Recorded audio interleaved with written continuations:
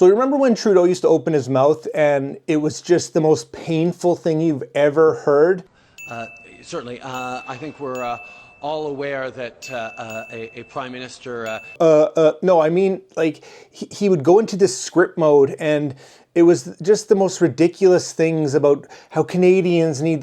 He didn't say a genuine thing in his entire time as prime minister. Shifting over to Mark Carney, he's obviously like a lot smarter.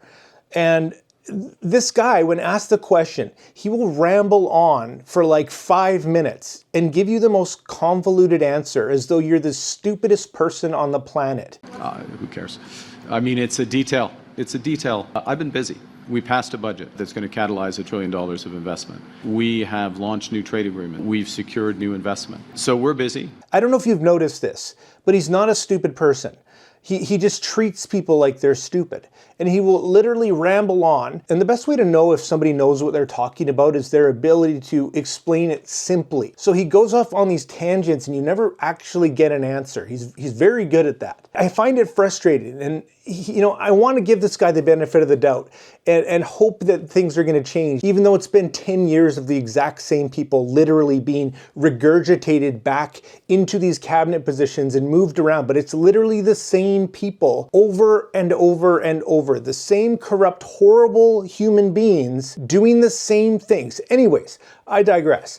I wanted to just go ahead and see what is improved, what's better since Carney took office. I wanted to know, so I went to AI, and AI is brilliant because even the dumbest person on the planet can type in a prompt and get some really great information, backed by proof, by evidence. So that's what I did here. I wanted to know what's better so that we can kind of get to the bottom of how we're doing, as a country. And if you don't know, AI is very left-leaning. It's biased on the left side, like hugely. So, I wanted to keep it simple and I asked AI, in every meaningful metric in Canada, are things better or are they worse?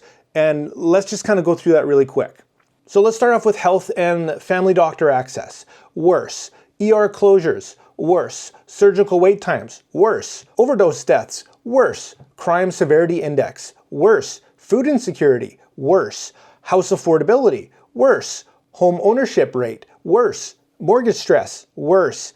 Infrastructure deficit. Worse. Veteran support. Worse. Foreign aid and refugees. Worse.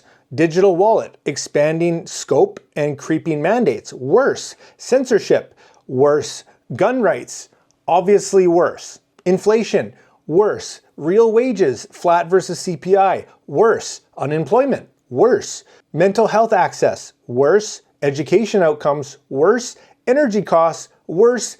And trust in the government. Worse. And again, this isn't just my opinion. Go and do your own research. Every single thing is worse. We do not have a trade deal. In fact, we have infinitely more tariffs than we did before. Every aspect of people's lives in Canada are worse since Carney came into power. And it's going to get a lot worse. What is going on here?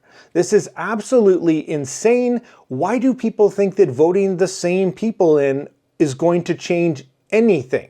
I don't understand. This is my rant for the day, guys.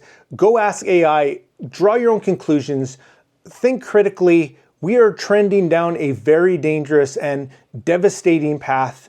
I don't know if we can come back from this, but here we are. Join the fight, guys. Make your voice heard. Like, subscribe, comment, all that good stuff. We'll see you in the next one.